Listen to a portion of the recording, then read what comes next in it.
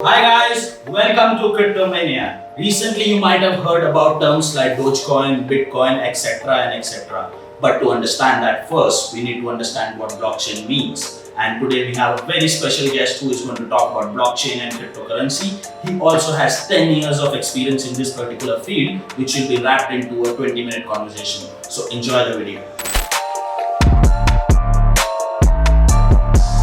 Hi guys, welcome to the first episode of Cryptomania. Today we have a very special guest who is going to take us through what cryptocurrency and blockchain means. I know you guys have heard these complicated terms. We will explain it so simply even a high school student will understand. Welcome to our guest, Mr. Ricky, who is going to take us through about his experience related to crypto and blockchain. And he will enlighten us with some of the few terms that exist in the market right now. So let's talk about his experience, and then we'll follow through other questions you viewers have. Yeah, sure. So my journey in financial consulting started in around about 2010 when I worked for a very large financial services firm that's famous for credit cards, and I worked in their foreign exchange division, but not doing the cash exchanges for people traveling overseas. I was doing large international payments for global companies. So one company might buy tens of millions of dollars from my organization to send overseas to a supplier or a subsidiary overseas through various currencies. So I did that for about 3 or 4 years. And that's where I learned about how payroll worked, how international remittance worked, and how payments happened overseas. During that time, I was also a massive eBay addict. So of course PayPal was a necessary evil to have at that time to start thinking about how payments could be done as well. After I left that very large financial institution, I went and became a financial advisor in Malaysia. I'm not sure if I'm still a financially qualified advisor in Malaysia or not, but I once was. But nothing I'm going to say here is financial advice. Do your own research, make your own decisions, and don't blame me. But in Malaysia, I was working on large net worth expats living in Malaysia and helping them to structure their investment packages for the future and for their retirement. So some of them would be complicated, very exotic investments like structured notes. Others just wanted to buy Apple and Google shares and store things offshore, so we'd set up offshore accounts, in Jersey and Guernsey and those sort of places, where people could avoid tax restrictions and have identity in those kind of areas, in that kind of regulated or non-regulated environment. So that's where I was working when Bitcoin became a big thing that everyone was talking about. It sort of broke out of the nerdy inner circle, and people started to talk about it as well. Is this something that should be invested in? Okay. My organization didn't offer it, but it did come up in conversations with my clients that I was managing their wealth portfolios for. And at that time, my kicking myself now. That's how you started your journey. That's how I started the journey, and now looking back on it, I wish I told them all buy $10,000 worth of Bitcoin today. I am the one, the way your son don't need a gun. But I didn't, and I didn't know it was going to go like this, and I don't think anyone did at the time. But that's how I first came across Bitcoin, and we used to joke about it and say to people they should be buying Apple shares or investment properties and shares that pay dividends rather than a cryptocurrency, which could be a total scam at that point in time. Yeah. So you talked about crypto hype back then, and recently, like I think 99% of our viewers also want to know why there is so much hype around cryptocurrency, because I myself as a person, I am a content curator. Wait a minute! Who are you? But I am not a crypto enthusiast yet. But I'm a person who wants to get into this field, learn more about it while I know some bit of it. So I wanted to ask you why you think recently in 2021 crypto, especially Bitcoin, to be precise, is in so much hype. What brings this entire thing up like everybody is talking about it, and even one person talks about it and the price shoots up and goes down. So what is the hype around cryptocurrency Yeah. recently? Our viewers like to know about that. I think that's a very multifaceted answer, actually. Obviously, a lot of people on social media. So social media is driving so much of our lives these days, and so it's a cool thing to be seen to be promoting a particular coin, or to say that you purchased some Bitcoin at some point in time. I think a lot of it as well is in the last 18 months, Bitcoin has been on what we would call a significant bull run. So that's the market going up exponentially. And you didn't have to be very clever or very smart to make money if you bought Bitcoin. So you see a lot of people have got very rich from Bitcoin. So I think that's one thing, that people are able to post on Instagram driving Lamborghinis, which is the chosen car of the cryptocurrency magnate. And then also famous people, Jack Dorsey and Elon Musk, seem to have a lot to say. But the crypto community has become much wider now, with so many YouTube channels and blogs, and even people who were anti-crypto, anti-Bitcoin before, now coming out and saying they're buying Bitcoin, they're investing in Bitcoin, they want to be a part of Bitcoin. So there has been a shift in the understanding of it. I think also just technology, just in general, just getting better. People becoming more interested in AI, the global economy. People want to send money around, and they don't want to have to do it through 3 or 4 or 5 different people, or wait 3 days for it to come. They want to be able to do that. And I think a lot of it has to do with Dogecoin. What is the only cryptocurrency that you should invest? Dogecoin! It's the people's currency, you know it's the best. The most fun and ironic crypto, that is for sure. So crypto. We're taking Dogecoin to the moon. Which is was started as a joke to make fun of Bitcoin. And I think a lot of it has to do with that. Yeah. That some 17, 18-year-old kids got stimulus checks in America and bought Dogecoin 6 or 8 months ago, and now they have 200, 300,000, and in some cases over $1 million. So I think that's part That's of the it. reason you think it's booming up. That's the part of it on the surface for cryptocurrencies. But to me, cryptocurrency is more the fumes at the top. It's the games and the software that you're playing on your Xbox or on your PlayStation. For me, the technology of the PlayStation is much more important. So when we look at global concerns that we have right now, like human rights, and who owns our data. When Microsoft bought LinkedIn, they bought LinkedIn for an average of $262 per LinkedIn user. So if you have a LinkedIn account, Microsoft owes you $262. Coming back to technology, I think you mentioned a very interesting point. Everybody wants to know what Bitcoin runs on. Okay, we know there's a cryptocurrency, we know that it runs on something called blockchain. But what I have heard from you from our previous conversation before the show, I want to know more about this term called blockchain, because I try to research a lot about it.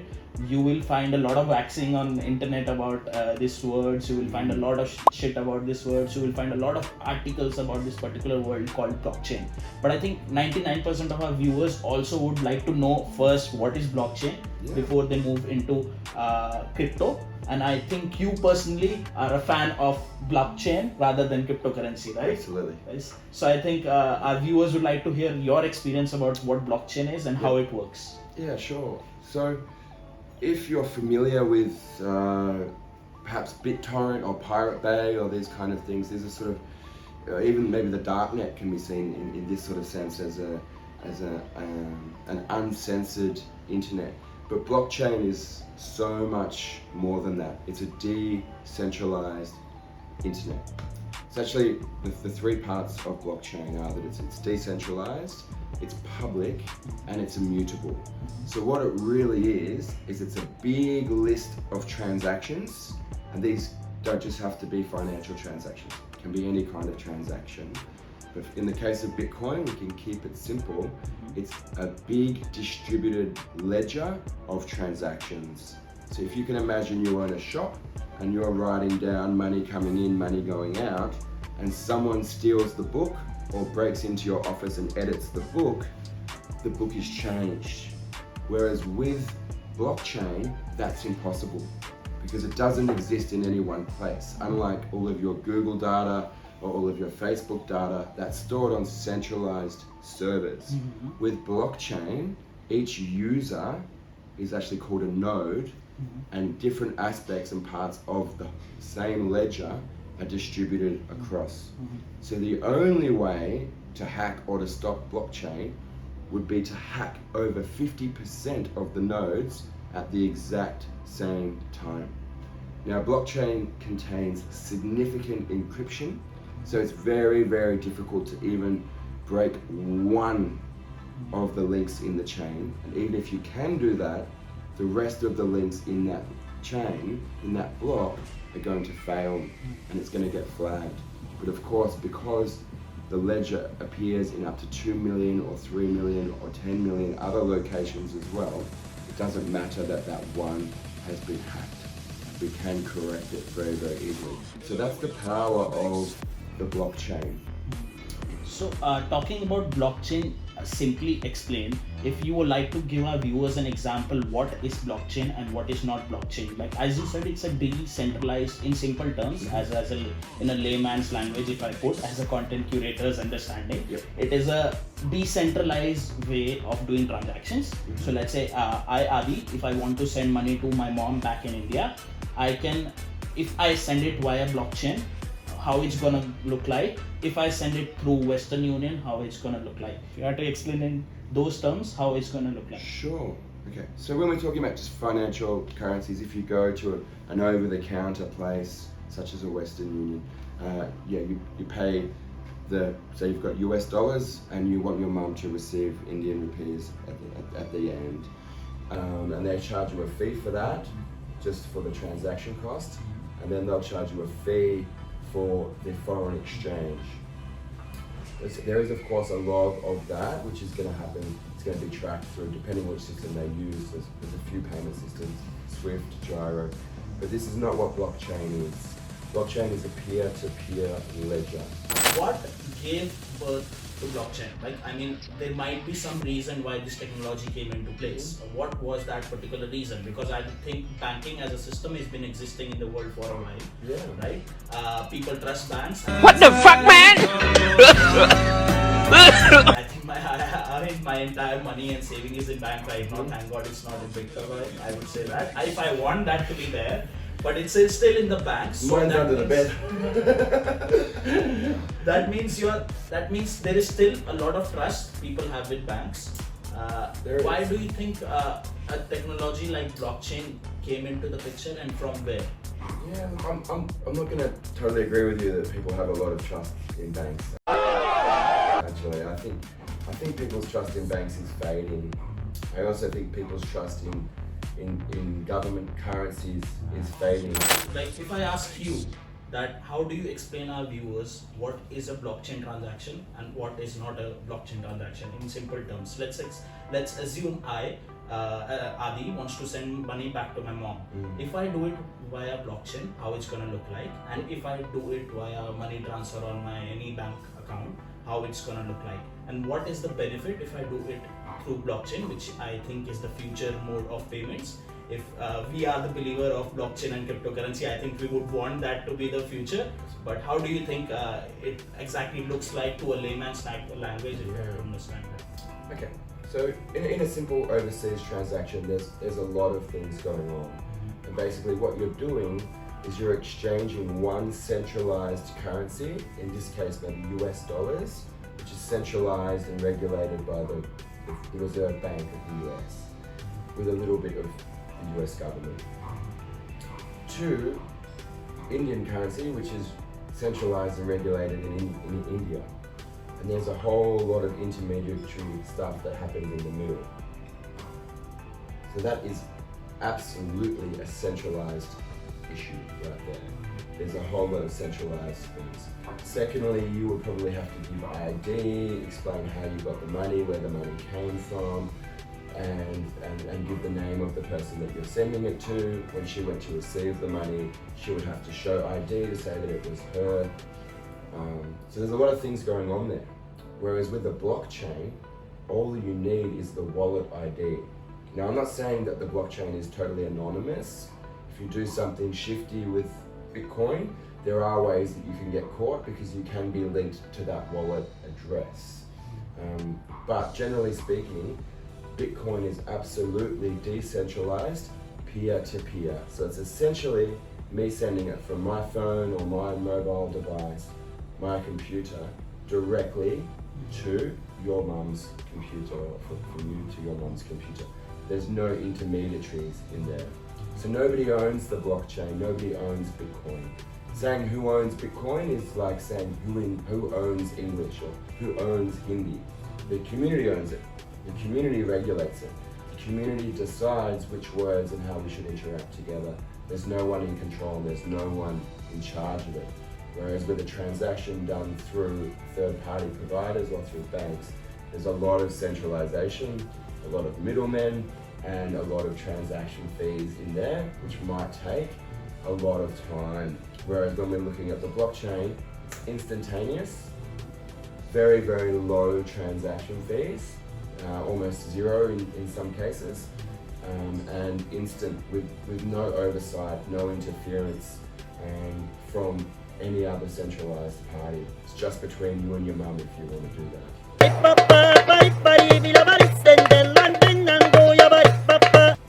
So as I understand, blockchain is a decentralized way of doing transaction called peer-to-peer transactions. That means it skips all the middlemen in between who are making some money out of it, like countries, taxes, or banks, and you can do peer-to-peer transaction, right? So what do you think gave birth to blockchain?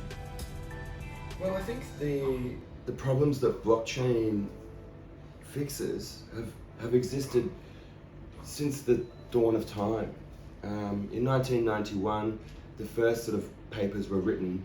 The Bitcoin paper by Satoshi Nakamoto was sort of a little bit later than that. But ideally, it was looking at a pre-internet idea of decentralizing things. Centralization in some cases is very good. In Australia, we have centralized healthcare. In other countries, you don't have that, and a lot of people are unable to get healthcare. And the question is now is, well, have we or are we about to overdose on centralization? And so the double spend problem is one of the big philosophical problems that blockchain and Bitcoin fixes instantly.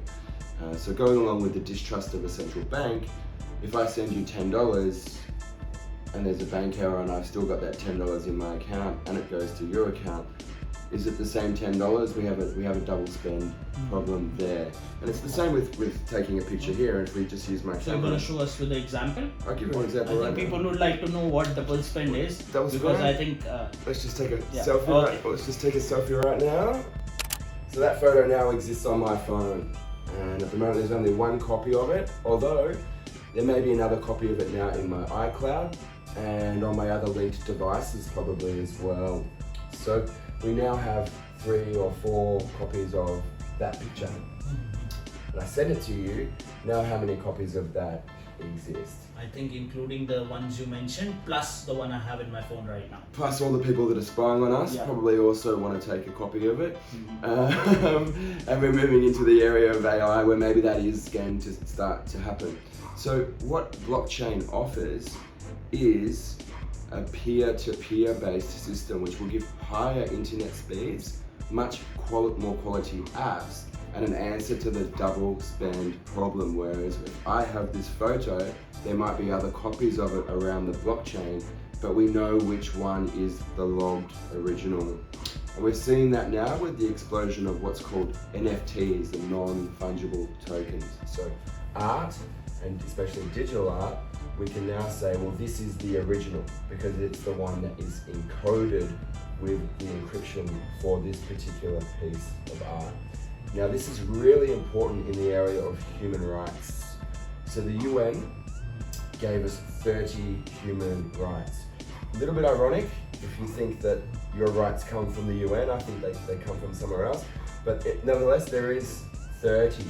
And of that is that you have a right to rest, you have a right to work and earn a dignified living, I think is the actual term. So there's 30, but they were made in 1948.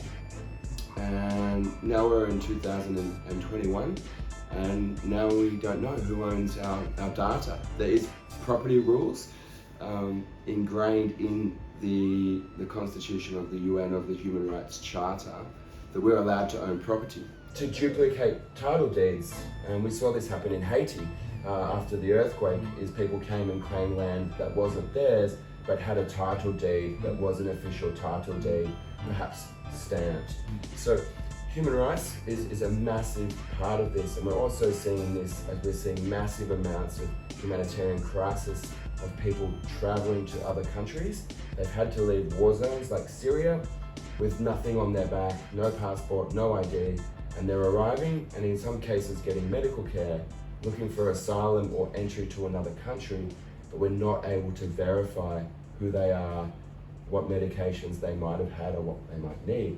So as they're moving from camp to camp to camp, one NGO or one UN refugee centre doesn't know what that person's had or needed before. It's very risky, it's very difficult to identify the person. So what blockchain and also Bitcoin can do, specifically blockchain technology, solves these human rights problems in that you own your data and all you need is a small device. So I think you explained briefly about what actually blockchain is and how blockchain makes our life easy, or how it can actually make our life easy. I think you covered very nicely both aspects of it. Our viewers would also have a question, like I also have a question after this, is do you think how, like, since this words cryptocurrency, blockchain, nodes is very new to, let's say, more than 50% of the population in the world, do you think people believe in blockchain? Like I must personally, when I started to invest in crypto, let's say, I know blockchain is a lot more than cryptocurrency now when I understand from you. Is blockchain, not crypto, is safe?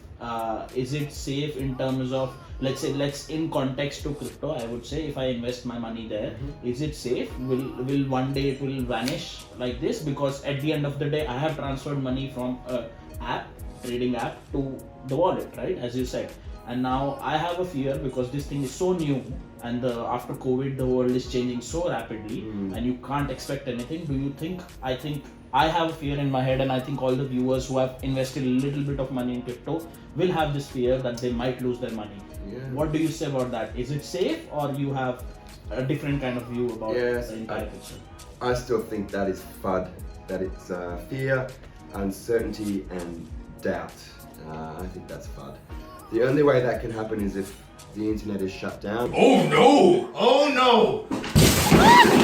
Oh yeah! Or certain countries regulate to totally eradicate cryptocurrency, but that doesn't mean you can't move it to another jurisdiction or to someone else in another jurisdiction where they do have cryptocurrency. It's completely legal and completely the way to go. For example, El Salvador, just within the last 2 days, has passed the cryptocurrency Bitcoin bill, where it looks like Bitcoin is going to start to become the official currency of El Salvador. So my advice, get yourself a friend in El Salvador, get on Facebook or LinkedIn. And they're actually using, I read some articles in the internet, they're actually using volcano power to actually do the mining. Is that a...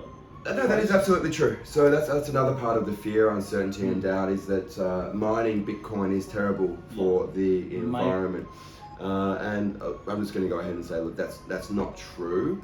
70% of Bitcoin miners use some sort of renewable energy, and I think some part of up to 50% use mainly like 90% renewable energy for mining crypto, for mining Bitcoin. Look, it does take a lot of energy and a lot of graphics cards to mine crypto, and there is an international shortage right now on those graphics cards and on the equipment that you need to mine cryptocurrency. So if you want to invest in a company that makes those sort of cards, graphics cards, look, you're probably going to be able to do that, and that's a way you can participate in the crypto and the Bitcoin market, is by investing in the materials from the stock exchange, which probably is legal in your jurisdiction, that are supplying the materials to the cryptocurrency industry. So that's graphics cards, that's computers that really churn out a lot of power. And recently China has banned it, but those mining rigs have just moved offshore. So you need to, if you're going to mine crypto, you could do it from your own computer. You probably won't mine very much, but you could, and you need to be in a place where electricity is quite cheap, or you have access to renewable energy. So yes, there is a geothermal volcano which is able to produce enough energy to run a fairly substantial Bitcoin rig, and that's happening. So that's at very, very minimal cost to the environment there, and that is mining Bitcoin. So again, this idea that Bitcoin is terrible for the environment, again, I think that's fear, doubt, and uncertainty, what we call FUD. Secondly, I think you just have to look at the cost of printing money. Not just the cost of running the printing presses and distributing the money through the banks. How much does it cost to run an ATM 24 hours, 7 days a week? Have people in cars come and refuel the ATM and move the money around, 3 or 4 guys with guns. And I think when you really add it all up, I really don't think fiat currency beats crypto environmentally at all. But it's just an attempt maybe to manipulate the market a little bit, because governments may lose grip on regulating currency if crypto gets too mainstream, which looks like that's where it's heading. So, the environmental concerns for me, not a big deal, especially with Bitcoin. There's only a set amount of Bitcoin that will ever be mined. And that's 21 million Bitcoin. And so after they're all mined, there will be no environmental cost of mining Bitcoin. And each coin, each portion or slice of each coin is going to become more and more higher in value. But there is an end to the mining. It's not an everlasting cycle of mining Bitcoin. So I think we need to remember that's what makes Bitcoin so attractive, is that it is scarce. There's only going to be 21 million of it. They're not going to mint anymore. And at that time, when the last Bitcoin is minted, there's probably going to be around 8.5 billion people on the planet.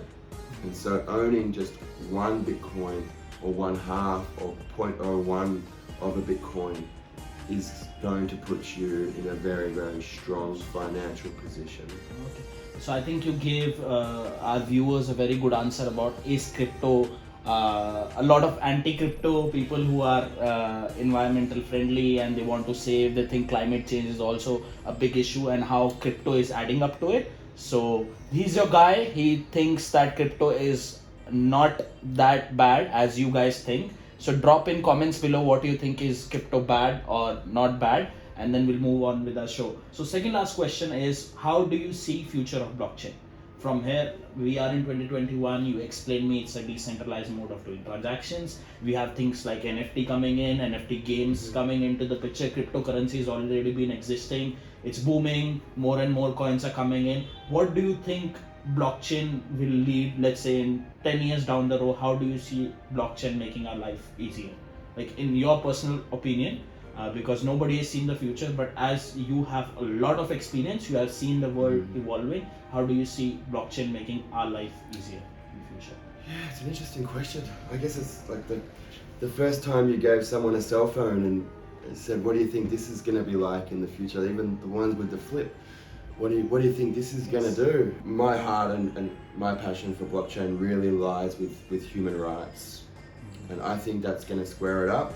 The technology exists, and if governments and centralized parties don't step up and use it to solve those problems, which it's prepped and ready and proven to do, we all are going to have a very hard look at ourselves for the humanity that we have within ourselves. I see each person's cell phone becoming like a server. So whereas those of you that have websites or visit websites, that website exists on a server somewhere. I see each person's phone becoming like a server with some sort of peer-to-peer way to connect to the next phone, to the next phone, to the next phone, with decent battery life on the phones. And so for people in Africa, for example, who have very low internet coverage, we're going to see internet spread through peer-to-peer to peer, and they're going to be able to get access to education, to training, to things that they need, which previously haven't been able to get penetration in. So we're going to start to see even more massive penetration of information through that, through an uncensored, unsupervised type of internet. And I imagine it to be a kind of a Bluetooth technology going from phone to phone as a server. We're going to be able to transfer money, data, information, e-learning courses, and we're going to be able to actually start to make people over the globe quite equal through this. It's quite interesting to know, like, out of this 5 minutes, how you explained me the future of blockchain.